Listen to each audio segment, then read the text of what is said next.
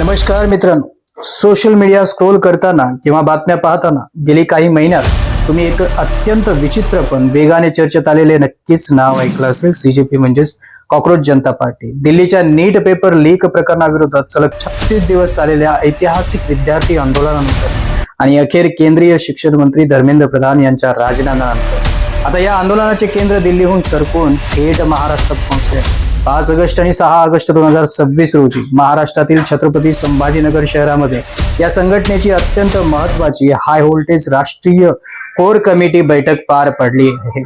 लोकशाहीत अनेक राजकीय पक्ष आहेत, पण एका उपरोधिक नावाने सुरू झालेली ही संघटना आता देशाच्या राजकारणाची दिशा बदलू पाहते.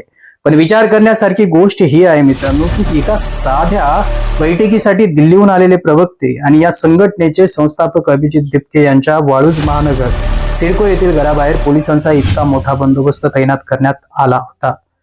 बंद खोलीत नेमकी काय रणनीती आखली जात आहे? सीजेपी आगामी काळात एक नवी पॉलिटिकल पार्टी बनून 2029च्या निवडणुका लढणार आहे की कथेमध्ये कोणताही दुसरा ट्विस्ट आहे? चला आजच्या व्हिडिओमध्ये संपूर्ण क्रोनॉलॉजी अगदी सोप्या भाषेत समजून घेऊया. स्टेप बाय स्टेप पुढे जाण्यापूर्वी आपल्याला थोडं मागे जावं लागेल. मे 2026चा काळ आठवा. भारताचे सर्वोच्च न्यायालयाचे सरन्यायाधीश सूर्यकांत यांच्या एका टिप्पणीवर सोशल मीडियावर उपरोधिक, ज्याला सटायरिकल पोस्ट झाली आणि तिथून या कॉक्रोच जनता पार्टीचा जन्म एका डिजिटल चळवळीच्या रूपात झाला. 30 वर्षाचे अभिजित दिपके, जे मूळचे छत्रपती संभाजीनगरचे आहेत, त्यांनी पुणे विद्यापीठातून पत्रकारिता केली आणि नंतर अमेरिकेच्या बोस्टन युनिव्हर्सिटीमधून पब्लिक रिलेशन्स शिक्षण घेतले.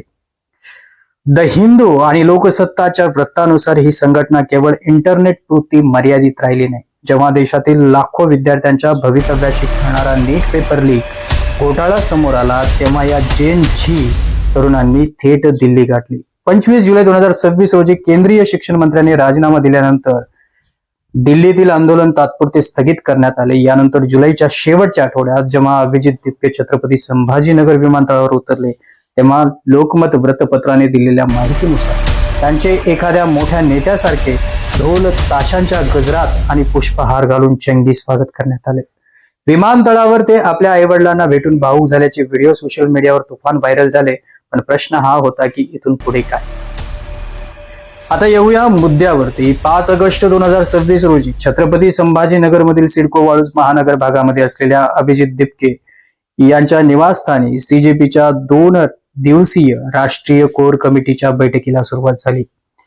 दिव्य मराठी आणि नवभारत टाइम्सच्या लाईव्ह अपडेट्सनुसार या बैठकीसाठी दिल्लीहून पक्षाचे राष्ट्रीय प्रवक्ते सौरव दास, आशुतोष रांका यांच्यासह प्रमुख कोर कमिटीचे 7 सदस्य आणि देशभरातील 50हून अधिक मुख्य स्वयंसेवक छत्रपती संभाजीनगर दाखल झाले.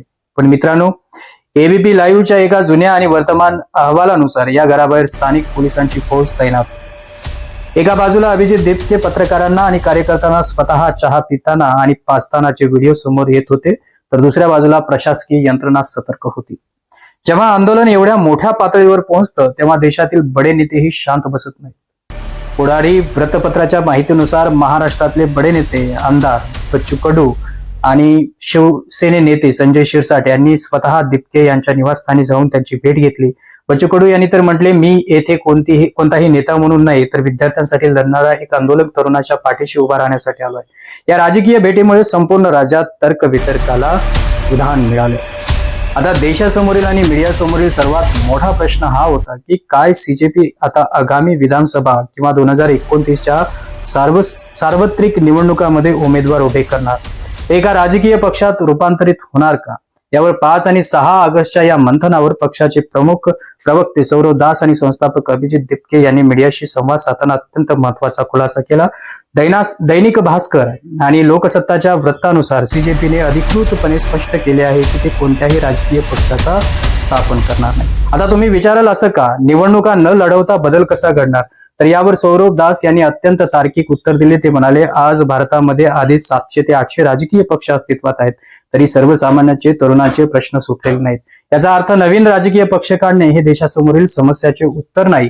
आज देशाला गरज आहे एका मजबूत प्रेशर ग्रुपची, म्हणजेच दबाव गटाची. दिपके यांच्या मते जर त्यांनी एखादा राजकीय पक्ष काढला तर वेगवेगळ्या राजकीय विचारसरणीचे तरुण किंवा नागरिक त्यांच्या आंदोलनाशी जोडू शकणार नाहीत. सीजेपीला एक स्वतंत्र रिस्पॉन्स ग्रुप म्हणून काम करायचे. जो सत्तेत न बसता कोणत्याही निवडणुकीच्या लाभाशिवाय थेट सरकारला जनहितार्थ जाब विचारत आहे. तर मग जर राजकीय पक्ष काढायचा नाहीये तर या 2 दिवसीय बैठकीत नक्की काय निर्णय घेण्यात आले? पत्रातील अधिकृत माहितीनुसार या बैठकीत मुख्यत्वे 3 मोठे आणि गंभीर अजेंडे निश्चित करण्यात आले.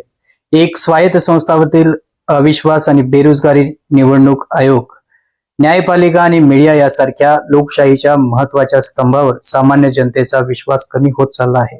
यावर सीजेपीने चिंता व्यक्त केली. तसेच देशातील भीषण बेरोजगारीवर देशव्यापी आंदोलन छेडण्याचा निर्णय घेण्यात आला. नंबर 2, लीगल डिफेन्स फंड, जे दिल्लीतील आंदोलन दरम्यान अनेक निष्पाप विद्यार्थी आंदोलकांवरती गुन्हे दाखल करण्यात आले आहेत. वरिष्ठ वकील कपिल सिब्बल यांनी या विद्यार्थ्यांच्या मदतीसाठी 1 कोटी रुपयांचा निधी जाहीर केला आहे. संभाजीनगरच्या बैठकीत या कायदेशीर लढाईचा पुढील रोड मॅप तयार करण्यात आला, जेणेकरून कोणत्याही विद्यार्थ्याचे करिअर खराब होणार नाही. तसेच लडाखचे प्रसिद्ध सामाजिक कार्यकर्ते सोनम वांगचुक हे सीजेपीचे मुख्य मार्गदर्शक म्हणून पुढेही काम पाहत राहतील, यावर शिक्कामोर्तब झाले. नंबर 3, झारखंड विद्यार्थी आंदोलनाला पाठिंबा आणि nation wide listening tour. CJP आता केवळ दिल्ली किंवा महाराष्ट्रापुरतं मर्यादित राहणार नाही. डेक्कन हेरॉल्डच्या वृत्तपत्रानुसार झारखंडमध्ये परीक्षामधील घोटाळ्याविरुद्ध सुरू असलेल्या छात्र आंदोलनाला सीजेपीने आपला जाहीर पाठिंबा दिला होता. आगामी दिवसात सीजेपीची टीम संपूर्ण देशाचा दौरा करणार आहे, ज्याला त्यांनी नेशन वाईड लिसनिंग टूर असे नाव दिले आहे, जेणेकरून देशातील तरुणांच्या नेमक्या काय गरजा आहेत हे समजून घेता येईल. पण मित्रांनो, नाण्याची अशी दुसरी बाजू असते. तसेच कोणत्याही मोठ्या आंदोलनासोबत काही वाद आणि गंभीर आरोपही समोर येतात. दैनिक भास्कर आणि स्थानिक मीडिया रिपोर्टनुसार दिल्लीतील एक social media influencer Faizan Ansari यांनी अभिजित दिपके यांच्यावर मारहाणीचा आरोप करत दिल्ली पोलिसात FIR दाखल केला असून त्यांच्या अटकेची मागणी केली आहे. याशिवाय काही RTI कार्यकर्त्यांनी दिपक्या यांच्या मालमत्तेची आणि शिक्षणासाठी लागलेल्या निधीच्या स्रोताची चौकशी करण्याची मागणी केली आहे. या बैठकीच्या दरम्यान छत्रपती संभाजीनगरमध्ये आणखी एक खळबळजनक घटना घडली, ज्याचा उल्लेख राज्याचे मंत्री संजय शिरसाट यांनी केली.